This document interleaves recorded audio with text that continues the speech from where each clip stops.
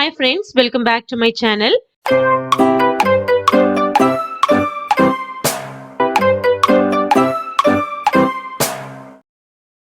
இன்னைக்கு ரொம்ப simple and ஈஸியான வெண்டைக்காய் புளி வெஞ்சனம் ரெசிபி பண்ண போறோம். வெண்டைக்காய் புளி கறி, வெண்டைக்காய் புளி மசால் எப்படி வேணா இந்த ரெசிபியை சொல்லலாம். இது சாதத்துக்கு தான் பெஸ்ட் காம்பினேஷனா இருக்கும். வெரைட்டி ரைஸ்க்கும் நல்லா இருக்கும், ஃபுல் மீல்ஸுக்கும் இது ரொம்ப ரொம்ப சூப்பரா இருக்கும். சிம்பிளா ஒரு தயிர் சாதத்துக்கு கூட இந்த ரெசிபி ரொம்ப நல்லா இருக்கும். வாங்க இந்த ரெசிபி எப்படி செய்யறதுன்னு பார்க்கலாம். ஒரு பேன்ல 2 டேபிள் ஸ்பூன் நல்லெண்ணெய் சேர்த்திருக்கேன். 1 டீஸ்பூன் கடுகு சேர்த்து தாளிச்சுக்கலாம்.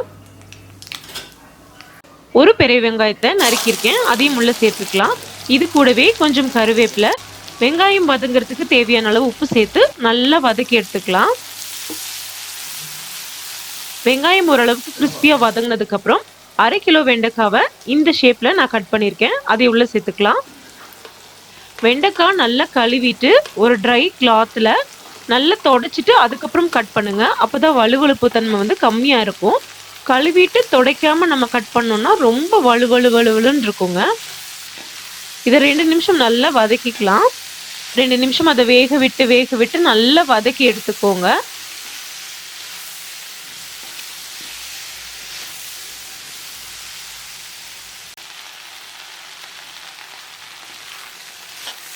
இப்போ வலுவழுப்பு தன்மை சுத்தமா குறைஞ்சிருச்சு.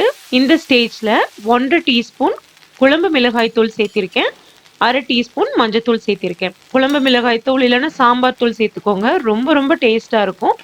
அப்படி இல்லை உங்ககிட்ட அப்படின்னா நீங்க வெறும் மிளகாய் தூள் கூட சேர்த்துக்கலாம். ஆனா குழம்பு மிளகாய் தூளை நம்ம சீரகம் மல்லி எல்லாம் கலந்து அரைச்சிருக்கோம் இல்லைங்களா, அதனால ஃப்ளேவரும் நல்லா இருக்கும், டேஸ்டும் ரொம்ப சூப்பரா இருக்கும். வெண்டைக்காய் நல்லா வதங்கினதுக்கு அப்புறம் 2 மீடியம் சைஸ் தக்காளியை நறுக்கி சேர்த்துக்கலாம். இதுவும் நல்லா கலந்து விட்டுக்கோங்க. வெங்காயம் அந்த தக்காளி வெண்டைக்காய்லாம் நல்லா வதங்கினதுக்கு அப்புறம் ஓரளவுக்கு ஒரு 3/4 பதத்துக்கே அதை நல்லா வெந்ததுக்கு அப்புறம் சின்ன எலும்பிச்சம்பழம் சைஸ் புளியை தண்ணியா கரைச்சிருக்கேன், அது உள்ள சேர்த்துக்கலாம். உங்களுக்கு தண்ணி தேவைப்பட்டுச்சுன்னா ஒரு 1/2 டம்ளர் சுடு தண்ணி சேர்த்துக்கோங்க. நல்லா சூடா இருக்கிற தண்ணியை உள்ள சேர்த்துக்கோங்க. இதெல்லாம் நல்லா கலந்து விட்டுக்கலாம். இப்போ வெண்டைக்காய் வெங்காயம் தக்காளி எல்லாம் நல்லா வதங்கிடுச்சு. நமக்கு அந்த புளியோட பச்சை வாசனை தான் போகணும். புளியோட பச்சை வாசனை போய் இந்த வெண்டைக்காய் நல்லா சுண்டி வரணுங்க. அது வரைக்கும் இதை நல்லா வதக்கி எடுத்துக்கலாம். அது வரைக்கும் இதை நல்லா வேக வச்சுக்கலாம். இப்போ வெண்டைக்காய் நல்லா சுண்டி சூப்பராக ரெடி ஆயிடுச்சு. அவ்வளோதான், வெண்டைக்காய் புளிக்கறி ரெடி ஆயிடுச்சு. இந்த ரெசிபி உங்களுக்கு பிடிச்சிருக்கும்னு நினைக்கிறேன். பிடிச்சிருந்ததுன்னா உங்கள் ஃப்ரெண்ட்ஸ் அண்ட் ஃபேமிலிஸ் கூட ஷேர் பண்ணுங்க. நம்ம சேனலுக்கு சப்ஸ்கிரைப் பண்ணுங்க. உங்கள் கமெண்ட் என்னவோ அதையும் கூட ஷேர் பண்ணுங்க. தேங்க்யூ.